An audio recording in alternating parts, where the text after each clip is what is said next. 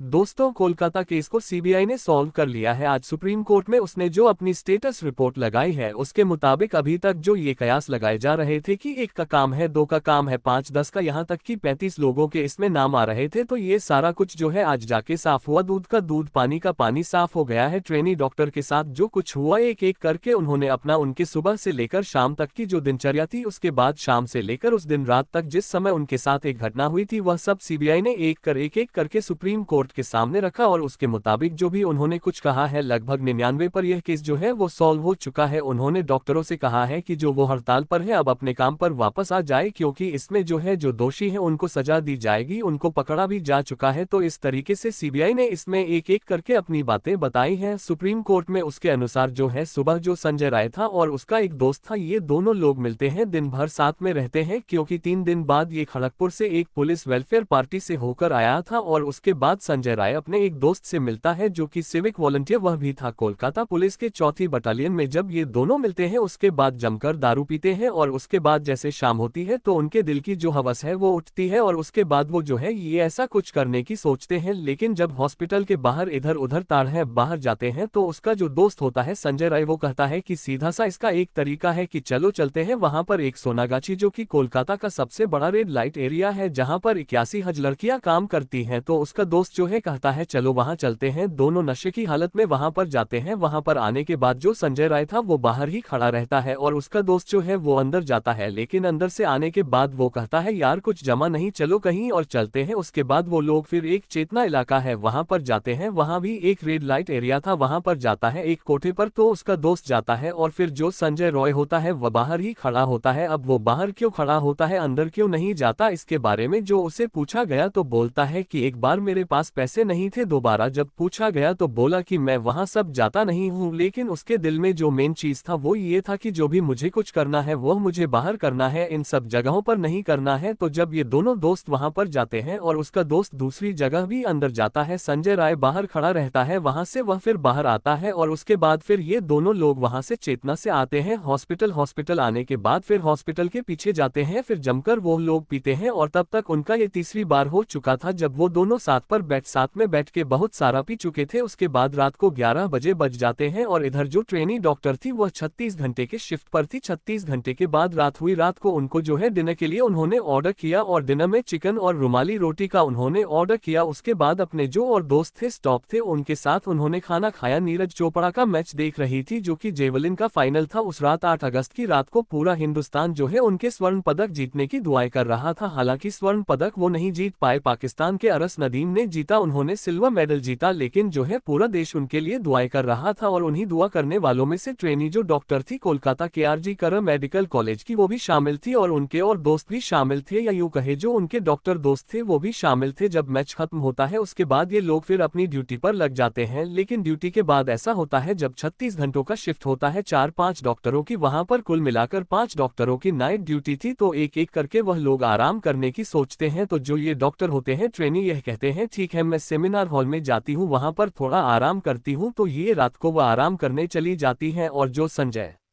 रया होता है उसका दोस्त होता है, तो उसका दोस्त कहता है कि अब जो है मुझे घर जाना चाहिए, मैं घर जा रहा हूँ। संजय उसको रोकता है, कहता है कि अभी रुक जाओ, और अभी कैसे तुम जा रहे हो। लेकिन वो कहता है नहीं भाई मुझे घर जाना है, मुझे जो जो करना था वो मैंने कर लिया है। संजय राय उसे रोक नहीं पाता है, वह ऑनलाइन यू की एक बाइक बुक करता है और फिर उस पर बैठकर वो अपने घर चला जाता है। यहाँ से वो तो घर चला गया, लेकिन जो संजय राय होता है अब वो जो है हॉस्पिटल में इधर उधर घूमता है, क्योंकि सिविक वॉलेटर था और हॉस्पिटल के पुलिस चौकी पर ही उसकी ड्यूटी थी, तो राउंड लगाता रहता था। और उसके बाद जब काफी रात हो गई, उसने और पी लिया, उसको और नशा हो गया, तो उसके बाद वह भी जाता है सेमिनार हॉल में। हालांकि सेमिनार हॉल में उसको जाने का अलाव नहीं होता, क्योंकि वहां पर पुलिस अपनी ड्यूटी दे रही थी। उस बिल्डिंग में जो कैजुअलिटी का वहां पर डिपार्टमेंट है, पेडियाट्रिक डिपार्टमेंट है, इसके अलावा भी जो है वहां पर बहुत सारे जनरल इमरजेंसी है, ये सब सारे वार्ड है, तो वहां पर आम आदमी का जाना अलाव नहीं होता है। और लेकिन ये सिविक वॉलंटियर था तो ये जो है आसानी से वहां पर चला जाता है। लेकिन सेमिनार हॉल तक जब ये जाता है तो वहां पर बैठता है कुर्सी पर, और वहां पर जब कुर्सी पर बैठे बैठे वो देखता है इधर उधर नजर दौड़ा आता है तो एक बेड पर जो ट्रेनी डॉक्टर थी वह जो है गहरी नींद में सोई हुई थी। अब जो दिन भर अपने दोस्त के साथ करना चाहता था इधर उधर घूम के, लेकिन उसने नहीं किया था, अब उसे वो मौका मिला था, या यह कहे कि उसकी नीयत डोलती है तो जाके वो कंबल हटाता है थोड़ा सा तो देखता है कि यह एक लेडीज डॉक्टर है। अब यहाँ पर जो है वह डॉक्टर को निहारने लगता है और उसके बाद अपनी मनमानी पर उतर आता है, लेकिन जब डॉक्टर की आंख खुलती है तो वह उन्हें पहचान जाती है और उसके बाद जोर जोर से आवाज लगाती है, लेकिन वह एक ट्रेंड बॉक्सर होता है जो कि बॉक्सिंग का ट्रेनिंग लिया हुआ था और इसी अपने ट्रेनिंग के चलते जो है वह स्कूल के प्रिंसिपल का बहुत खास रहता है, क्योंकि उनके बाउंसर में वो शामिल रहता था, जो भी उनके 10-20 बाउंसर थे उनमें वो शामिल रहता था, उनके आगे पीछे डोलता था और उनका खास था, शायद इसीलिए उसको बचाने के लिए सारा कुछ हॉस्पिटल में जो भी बाद में तमाशा हुआ वो सब किया गया। लेकिन जब ये जो है जबरदस्ती करने लगता है, ट्रेनिंग डॉक्टर संघर्ष करने लगती है तो ये ताबड़तोड़ उनके मुंह पर जो है उनके दांतों पर मुंह के बरसाता है, उसके बाद शरीर के अन्य पार्ट पर जैसे चेस्ट पर और पसलियों पर वार करता है। उसे पता था कि किस तरीके से किसी को काबू में किया जा सकता है, क्योंकि बॉक्सिंग के ट्रेनिंग में ये सब आसानी से सिखाया जाता है। तो दोस्तों बहुत जल्दी वह काबू पा लेता है और संजय रॉय के कुछ मुक्कों से ही वो बेहोश हो जाती है। उसके बाद जब बेहोश हो जाती है फिर यह जो है अपनी मनमानी करने लगता है, लेकिन फिर उनकी आंख खुलती है, थोड़ा होश में आती है तो फिर वह संघर्ष करने लगती है, लेकिन अब उस स्थिति में नहीं थी कि उसका ज्यादातर विरोध कर सके, लेकिन अब वो इतना अग्रेसिव हो चुका था, उसे इतना गुस्सा आ रहा था कि वह ताबड़तोड़ वार करता है। और जब पोस्टमार्टम हुआ बॉडी का तो उस पर जो है 14 जो गहरे घाव के निशान पाए गए थे वह सारे जो है वो संजय राय के द्वारा लगाए गए थे या मारे गए थे। उसके बाद वह अपनी जब मनमानी करता है और उसका मन शांत होता है फिर वह जो है वहां से उठता है और वहां से उठाकर उनकी जो बॉडी होती है, क्योंकि तब तक वो अपना दम तोड़ चुकी थी, वहां से उठाकर और एक गद्दा होता है नीचे जमीन पर पोडियम टाइप का, उस पर जो है लिटा देता है और एक नीला कंबल उठा देता है और हाथ को मोड़कर आंख पर ऐसे रख देता है कि जैसे कोई अगर देखे तो ऐसे लगे कि जैसे कोई सो रहा हो। और वो गद्दा जहां पर पड़ा था वो ट्रेनी डॉक्टर जहां पर पड़ी थी, रोशनी वहां पर हल्की थी इसलिए कुछ ज्यादा साफ दिखाई नहीं दे रहा था। वो वहां से उसके बाद संजय राय जो है वह हॉस्पिटल से आराम से निकलता है और फिर चला जाता है बैरक में, पुलिस के बैरक में, जहां पर वह रात को आराम करता है, अपने जो है धब्बे वगैरह जो भी ब्लड वगैरह होते हैं उससे वह साफ करता है, धोता है, आराम से सो जाता है। इधर 6 बजे जब आता है एक कर्मचारी तो देखता है कि जैसे कोई सो रहा हो और चून की घुटनों तक जो कंबल था वह सिमटा हुआ था और नीचे जो है कुछ वस्त्र नहीं था, तो वहां पर जाना उचित नहीं समझा, सोचा कोई लेडीज है जो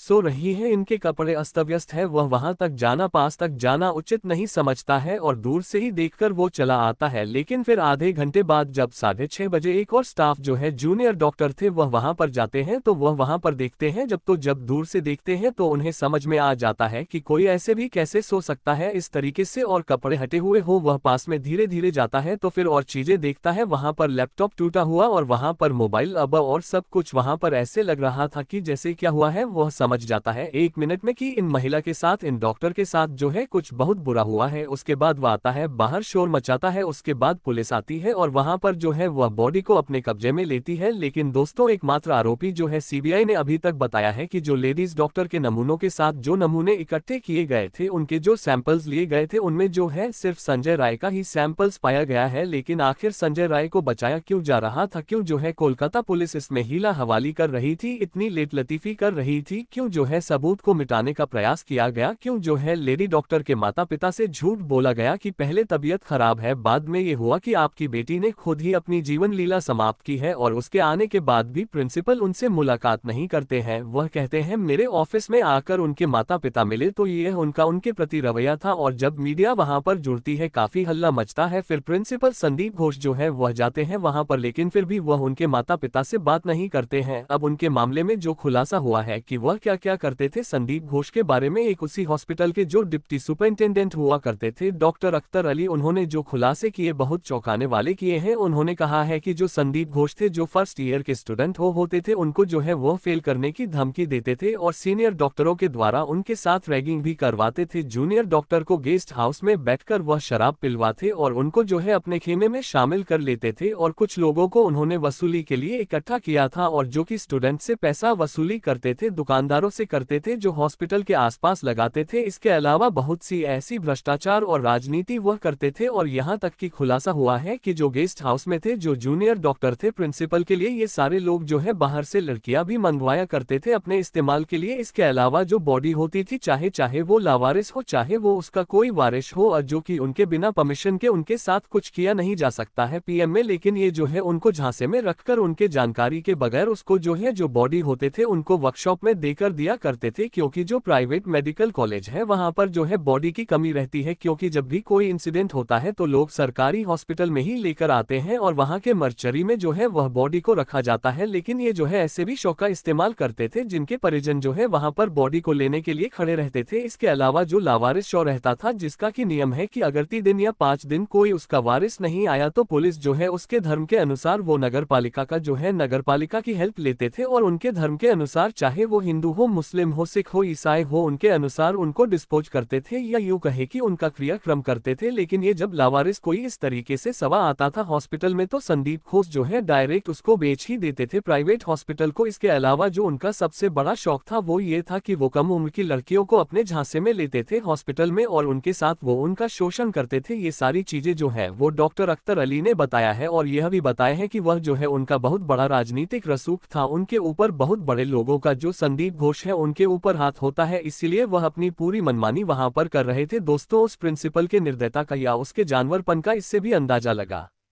सकते हैं कि उनकी पत्नी का सिजेरियन हुआ था, सर्जरी हुई थी और एक बार इन्होंने इतनी जोर से अपनी ही पत्नी के पेट पर लात मारा कि जो टांके थे वो टूट गए। अब दोस्तों उसके बाद फिर जब हॉस्पिटल ले जाया गया तो रास्ते में ही उस पत्नी की मौत हो गई। अब दोस्तों, जानबूझकर एक डॉक्टर अगर कि उसे पता है कि टांके कितने नाजुक होते हैं, अगर यहाँ पर मारा जाएगा तो क्या कुछ हो सकता है, लेकिन उन्होंने जानबूझकर अपनी पत्नी को मौत के घाट उतारने के लिए ही शायद उसके पेट पर लात मारी थी। तो दोस्तों, संदीप घोष जो थे वो बहुत ही निर्दय तरीके से वहां पर काम करते थे। हॉस्पिटल का उन्होंने ऐसी तैसी कर रखी थी और अपने रसू के लिए, अपनी पावर दिखाने के लिए, अपने प्रभाव से लोगों को कब्जे में लेने के लिए या यूं कहे कि लोगों को इम्प्रेस करने के लिए हमेशा 10 से 20 सिक्योरिटी गार्ड के साथ वो चलते थे। इतना तो कोई बॉलीवुड स्टार नहीं चलता है, इतना तो कोई बहुत बड़ा राजनेता भी नहीं चलता है जिस तरीके से संदीप घोष जो है वो चलते थे। और कहीं ना कहीं संजय राय जो है उनका खास बंदा था, नुमाइंदा था। इसीलिए उस दिन सुबह जो है, जो कि उन्हें समझ में पूरी तरीके से आ रहा था कि ये केस क्या है, वह जो है उस पर लिपापोती करने की संदीप घोष ने कोशिश की थी। सुप्रीम कोर्ट ने पुलिस को भी फटकार लगाया है कि पुलिस ने अपनी कार्यवाही वहां पर सही तरीके से नहीं की है। तो दोस्तों, सीबीआई के अनुसार एकमात्र आरोपी जो है वह है संजय रॉय। इसके अलावा अभी तक कोई नहीं है फिलहाल उस ट्रेनी डॉक्टर के साथ जो कि हिंसा हुआ और जो उनके साथ गंदे काम हुए और उनकी जो हत्या की गई। तो सिर्फ एक आदमी और सिर्फ एक जो है संजय राय अभी तक सामने आया है, लेकिन इसके पीछे और क्या मंशा रही है, जब उसका पॉलीग्राफ टेस्ट होगा कि क्या किसी के कहने पर उसने किया है, तब सारी चीजें सामने आएंगी। तो दोस्तों, ये सारी सच्चाई है, लेकिन आप भी अगर सीबीआई के इस नतीजे से सहमत नहीं है, आपको अभी भी कुछ डाउट लगता है, कुछ संदिग्ध लगता है, तो कमेंट करके अपनी राय दे सकते हैं। आज के लिए बस इतना ही, फिर मिलेंगे अगले वीडियो में, तब तक के लिए जय हिंद।